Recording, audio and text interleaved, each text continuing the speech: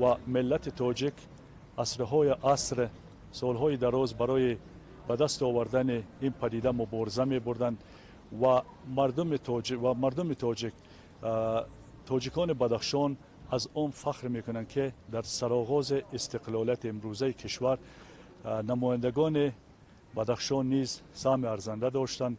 بخصوص در رأس شیرینشاه شاه تیمور مبارزه های خیلی شدید و تند و تیز با وجود آمدند تا که ملت تاجیک تواند دولت خیش را در دنیا برپا کند و بعدا ما توانستیم توسط این با استقلالیت کل برسیم و امروز ما خیلی خوشبختیم که در رأس این استقلالیت اساسگزار صلح و وحدت پیشوای ملت جناب عالی امام علی رحمان قرار دارند که شبانه روز در فکر و ذکر آبادی وطن، در فکر و ذکر پیشروی ملت هستند و ما از این فخر میکنیم. جشن استقلالیت برای ساکنان مملکت جشن دوستی و رفاقت، وحدت و یگانگی، صلح و آسایش و سازندگی و بنیادکاری محسوب یافته مردم را به سوی کامیابی های نو مهنتی هدایت می سازد. خوشبختانه امروز هر گوشه کشور محض در اساس سیاست سازنده و بنیادکارانه پیشوای ملت محترم امام علی رحمان رشدی بی سابقه دارد. لازم به یادآوری است که جشن 30مین سالگرد استقلالیت دولتی جمهوری تاجیکستان در مرکز ولایت با شکوه و شهامت خاصه تجلیل گردید. قبل از آغاز چهارمینی رسمی حل فرهنگ و هنر ولایت، رئیس ولایت مختار کوهستان بدخشان و مهمانان رسمی را با سرود استقبال نمودند.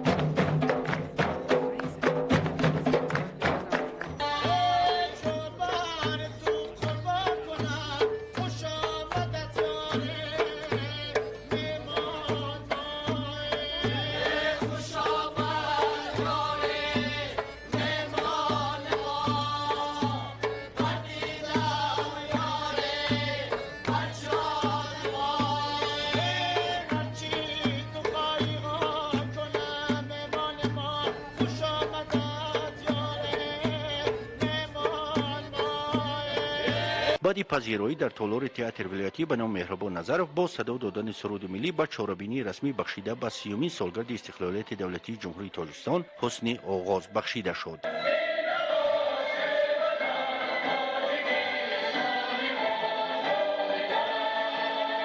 معاون رئیس مجلس ملی مجلس عالی جمهوری تاجیکستان رئیس ولایت مختار کوهستان بدخشان یادگار فیضov کل اشتراکداران چهاربینی را با لحظه های پرنشاط و فرح بخش و پر افتخار با کمال خوشنودی از نام مقامات اجرایی حاکمیت دولتی ولایت تبریک و مبارکباد نموده برای همگان سلامتی بر دوام، خانه آبادی و در راه رسیدن به نیت‌های نیک و سازنده و رشد و رونق وطن محبوب ما تاجیکستان کامیابی‌های بی‌نظیر را تمنا نموده از نام اساسگزار صلح و وحدت ملی پیشوای ملت پرزیدنت جمهوری تاجیکستان محترم امام علی رحمان جشن این عید را پدیده نادر تاریخی ارزیابی نمود. اساسگزار صلح و وحدت ملی پیشوای ملت پرزیدنت کشور جناب عالی امام علی رحمان این پدیده نادر تاریخ را چنین ارزیابی نمودند. استقلالیت مقدسترین و بزرگترین جشن مردم تمدنساز تاجیک می باشد. محض استقلالیت فرامو آورد که مردم تاجیکستان تقدیر خود را به دست گرفته راه پیشرفت من بعده و سرنوشت آینده سرزمین اجدادی خیش را مستقلانه انتخاب نمایند. به این معنی استقلالیت نعمت بی‌بها، مایه افتخار، منبع خودشناسی، سرچشمه نیروبخش و عامل بنیادی تحکیم و تقویت پایه‌های دولتداری ملی ما می باشد. استقلالیت نتیجه مبارزه های دور دراز فکری و فطری و جوانمردانه و جانسپارای هزاران فرزندان فرزانه عاقل ملت در مسیر تاریخی هزار ساله موجودیت آن بود.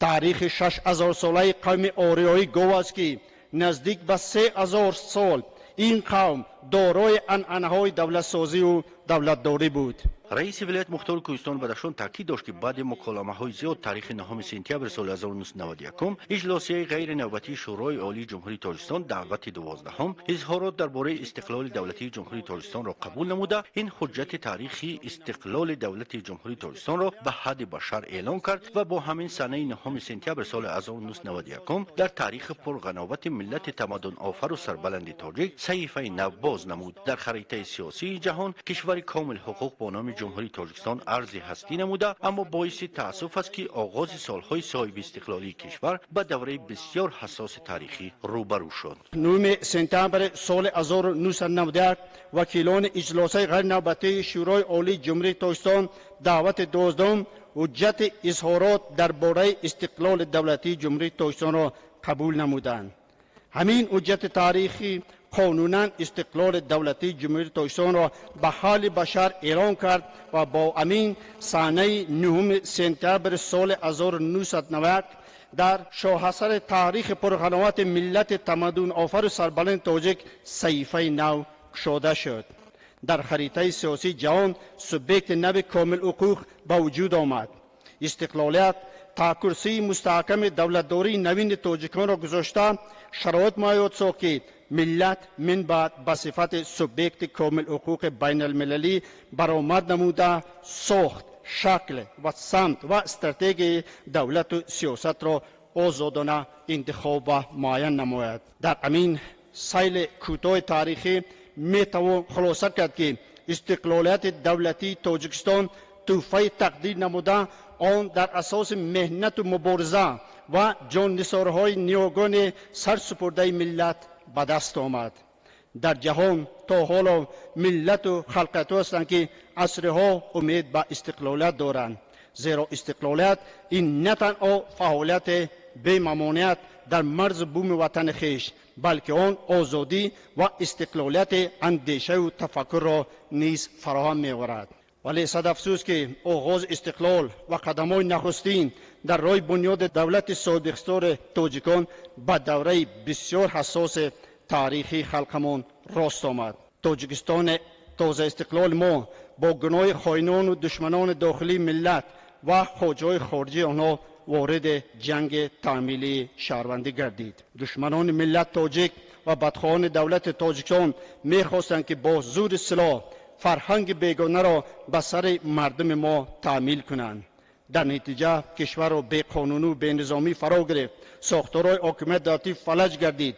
بیش از 1 میلیون نفر هموطنان به گریزه اجباری تبدیل یافتند و در یک مدت کوتاه 150,000 شهروندان بیگناه ما از جمله کودکان و موسفیدان به قتل رسیدند. رئیس ولایت مختار کوهستان بدخشان یادگار فیضوف تذکر داد که در زمان بی سر و سامانی و فلج شدن پایه‌های دولتداری در مرحله نهایت سنگین تاریخی و تقدیر خلق تاجیکستان اجلاسی 16 تاریخی شورای عالی جمهوری تاجیکستان برگزار گردید و به عرصه سیاست وکیلی را با اسم امام علی رحمان وارد نمود که این شخصیت توانا توانست جامعه را به هم آورده ملت را از پراکندگی و دولت تازه بنیاد را از نیست شوی نجات دهد. اجلاسی 16 تاریخ و تقدیرساز شورای عالی جمهوری تاجیکستان بالاخره برگزار گردید و تاریخ در مرحله نهایت وزنین و تقدیرساز وقتی که سخن درباره هستی دولت و موجودیت ملت میرفت به عرصه سیاسی وکیلی را آورد با اسم امام علی رحمان که بعدا توانست جامعه را به هم آورد و برای سازنده سفربر نماید، ملت را از نابودشوی و دولت نو تأسیس را از برهمخوری نجات دهد. آن سالها نه تنها مردم عادی بلکه در اندیشه بیشتر الیت آن دوره تاجیکستان نمی‌گنجید که سرور نو جوان قادر است دولت را رهبری کرده وضعیت را در اعتدال آورد. اما پیشوای معظم ملت با خاراکتر جوانمردانه، خصلت انسان دوستانه، موقع استوار، جسارت و اراده قوی سیاسی و درک نازک وضعیت در زمینه دانش و تجربه حیاتی توانستند از او روزهای نخستین حاکمیت داری مردمی را در تاجیکستان تامین کند و با مردم تاجیکستان معلوم نبودند که این رهبر نو تصادفی نبوده، آن ضرورت تاریخی دارد.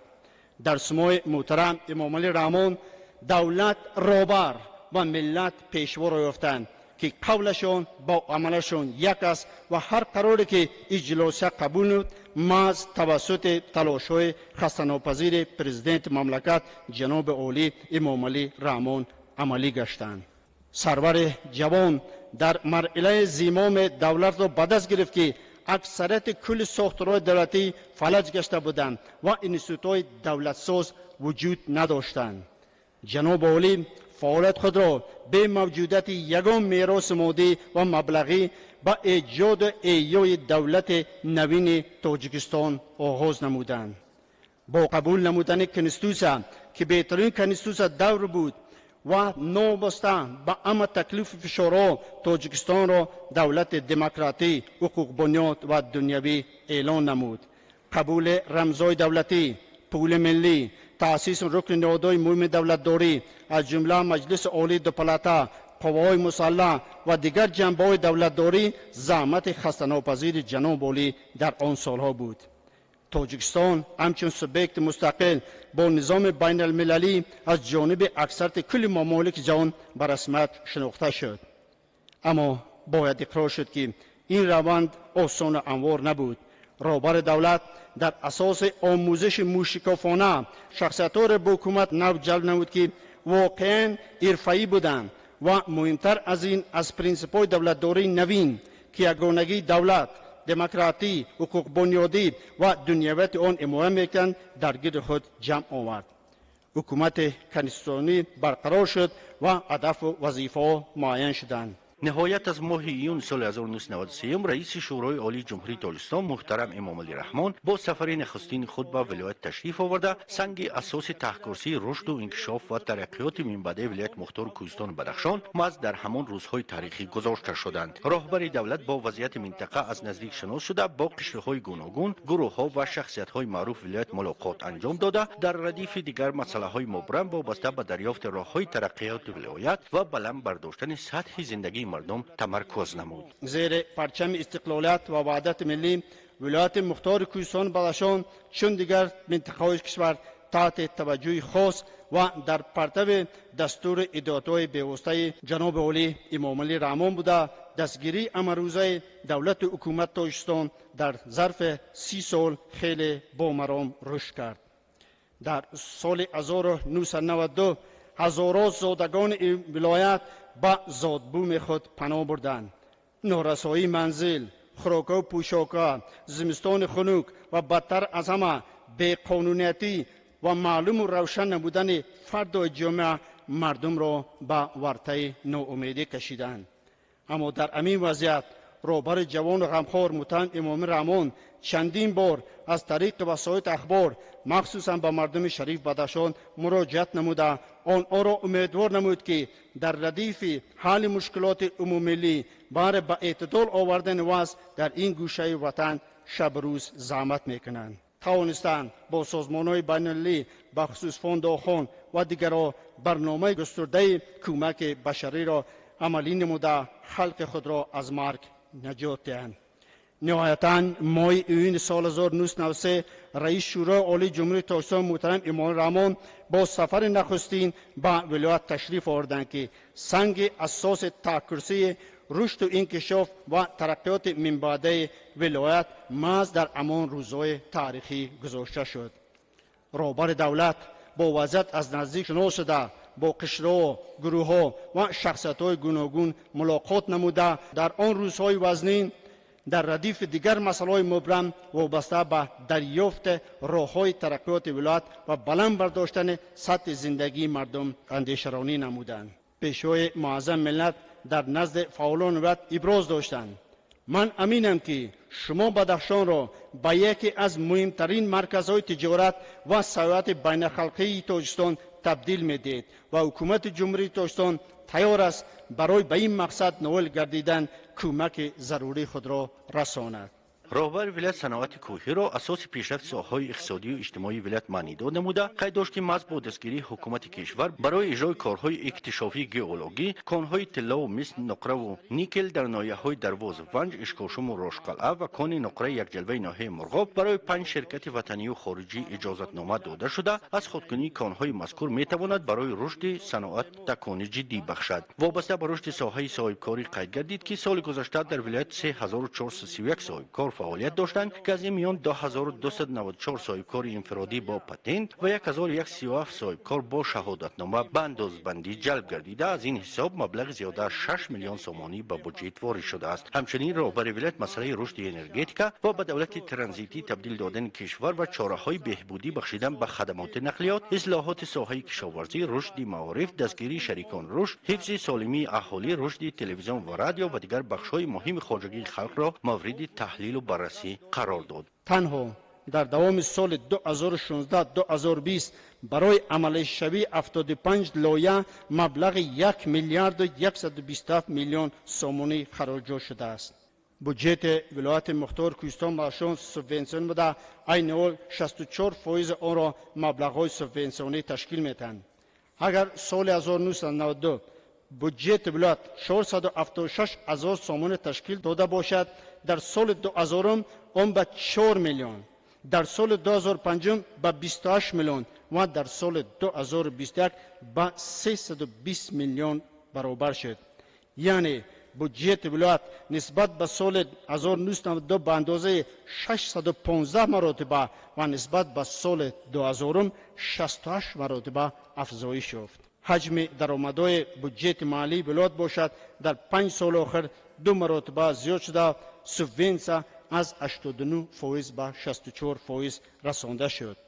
باید قید کرد که در دوام سالهای 2019-2020 از حساب همه منابع مبلغ‌گذاری به بودجت ولایت 3 میلیارد سومانی جدا کرده شد. به زمین برای رشد اقتصادیات ولایت تاکنون زیاده از 30 لایحه دولتی سرمایه‌گذاری با مبلغ 265.7 میلیون دلار آمریکایی به انجام رسیده. حالا اجرای 10 لایحه با مبلغ 12 میلیون دلار در تطبیق قرار دارد. ولایت در دوام استقلال با پیشروی معین در سمت رشد صنعت نویل گردید. در این دوره کارخانه‌های نو با تکنولوژی زمانوی تأسیس یافته، اختراعات نو استحصالی به کار انداخته شدند. از دولت 210 کارخانه و کارگاه صنعتی فعالیت داشته. سال 2020 مجموع محصولات صنعتی 216 میلیون سومانی را تشکیل می‌دهد که این نسبت سال 1995 2 مرتبه زیاد است. رئیس ولایت مختار کوهستان بدخشان یادگار فیضوف با مقصد اجرای امر پرزیدنت جمهوری تاجیکستان باید به آمادگی همه جانبه به تجلیل جشن 30 سالگی استقلالیت دولتی جمهوری تاجیکستان قید داشت که در این سمت نقشه چاره‌بینی عبارت از 613 بند ترتیب داده شده. در اساس آن 910 انشاءات اهمیت اقتصادی و اجتماعی داشته به برنامه وارد گردیدند. در این هنگام گفته شد به حالت امروزه 743 انشاءات با سرمایه 92.6 میلیون سومانی مورد استفاده قرار گرفته. ساختمان 130 انشاءات ادامه دارد. در دوام 3 سال اخیر 2956 جای کاری موقتی در ساختمان ها و 757 جای کاری دائمی تأسیس داده شده است. مسلم است که یگانه جنبه استراتژیک و رشد اقتصادی اجتماعی ولایت تکان جدی بخشیدن به رشد صنعت کوهی می باشد. راجع به این یک کان نقره در موضع یک جلها، 2 کان طلا در ناحیه دراز مورد استفاده